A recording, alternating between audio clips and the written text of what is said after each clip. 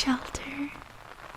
I built this because it's raining so hard outside, and I thought I might as well share my shelter with you because I don't want you to become wet. It's storming so hard and I'm worried it will just get worse and worse, and it is so much more fun to share this space with the both of us.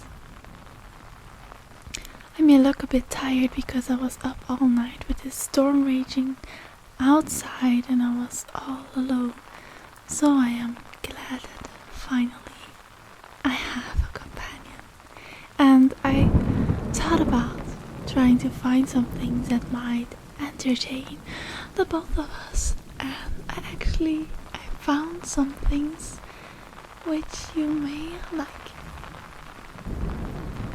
I'm gonna try to put... No, I can't. I'm trying to put it a little bit higher from our heads, but it's very hard because I just constructed this. It will have to do, so I hope it's good enough for you. Well, I did also think about some food, and I have got this apple. I hope you don't mind it. You'll have to share this apple.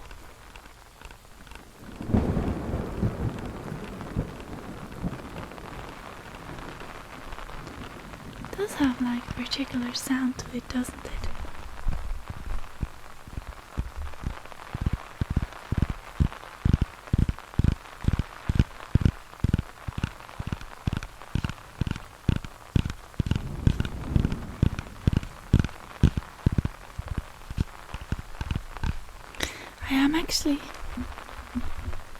I will cut it in little parts.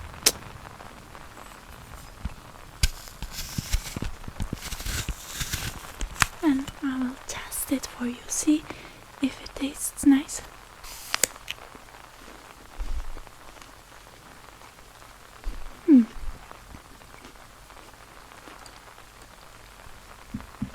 I like this one because it's a combination of sweet and sour at the same time. And that is, I don't know about you, but personally that is something I really love. So I will cut it in some parts, and you can take whenever you want. Whenever you're hungry or feel like eating a part, you just take one. No problem. And I already put off my bracelet because I'm afraid it would get damaged from the rain, so I've just been keeping it into my pocket. But I thought if you get bored, you can always play around with it because it makes such a nice sound. I like to play around with it. Before you came in here, oh, it's like the sun is shining a little bit now, but it's still raining. But before you came, I was all alone in here, and I just played around with this because I was lonely and alone, and I'm glad I'm not anymore though. That I finally have someone to spend some time with, which is nice. And I must say, I do love the rain.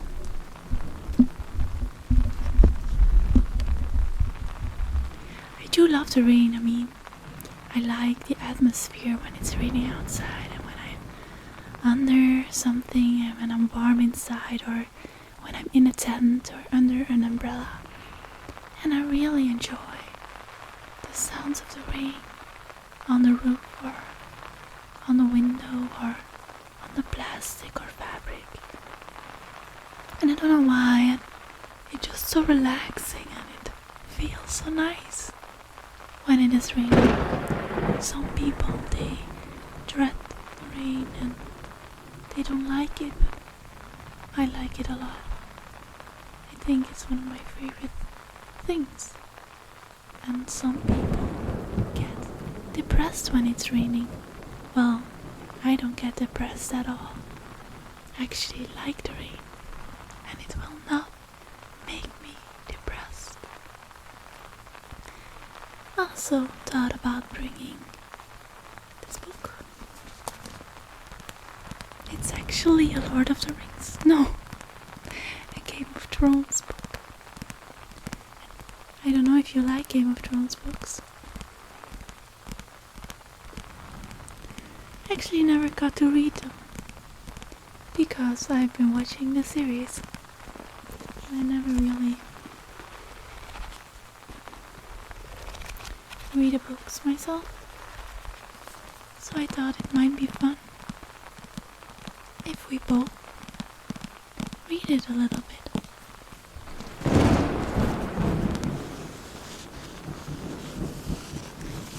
And I don't know if you noticed, but I've actually just woken up, and I didn't sleep that much because of the storm outside. I'm glad it's gone down a little bit.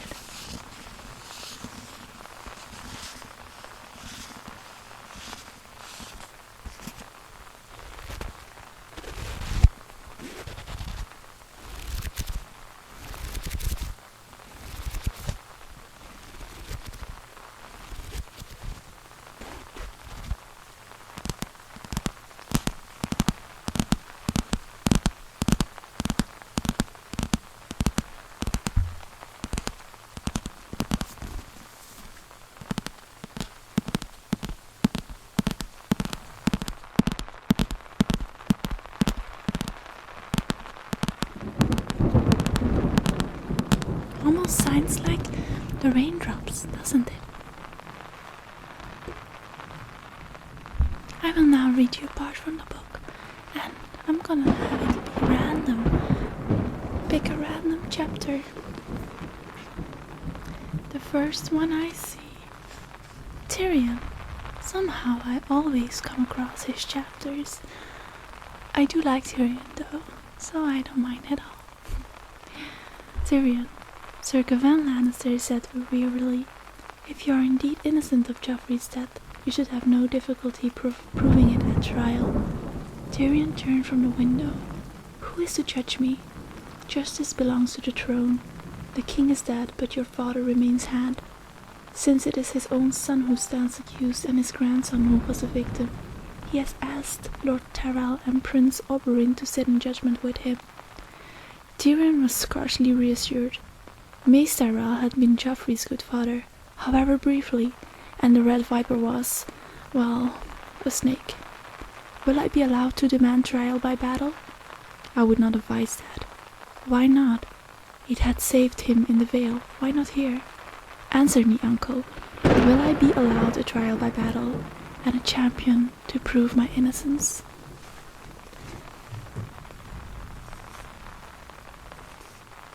"Certainly, if such is your wish. However, you had best known that your sister means the name Sir Gregor Jane as her champion in the event of such a trial. The bitch checks my moves before I make them. A pity she didn't choose a kettlebell.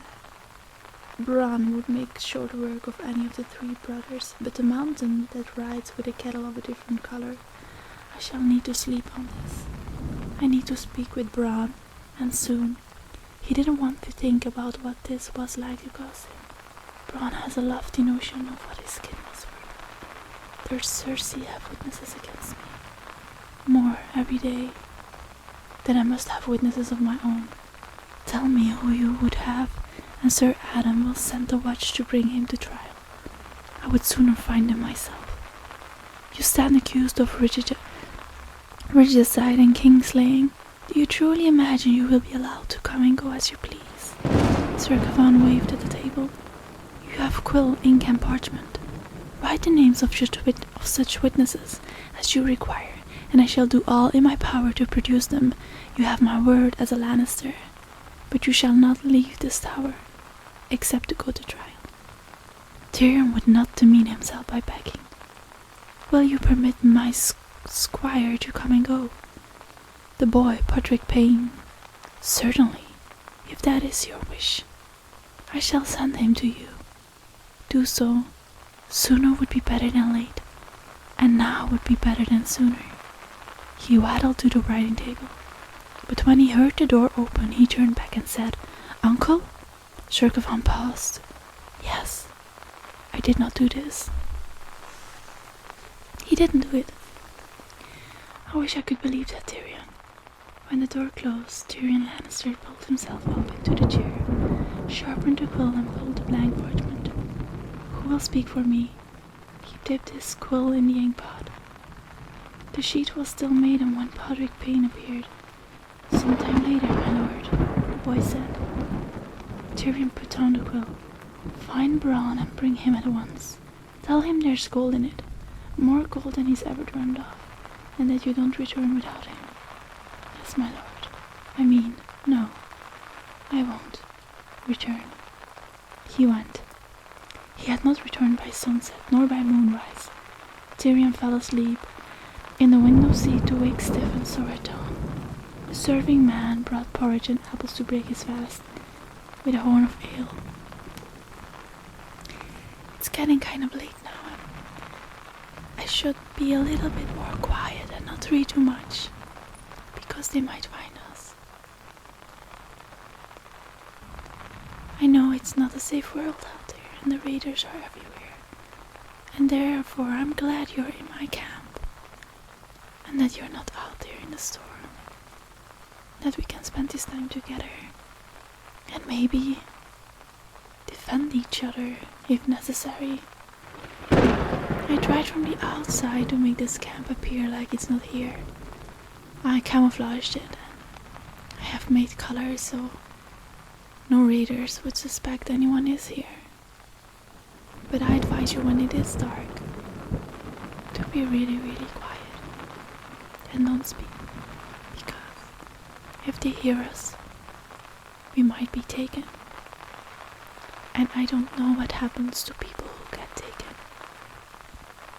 All of my family got taken, and I don't know where they are. But I hope nothing bad happened to them. And it's hard to let someone else in. I let you in, but I know that when you let someone in, there is the danger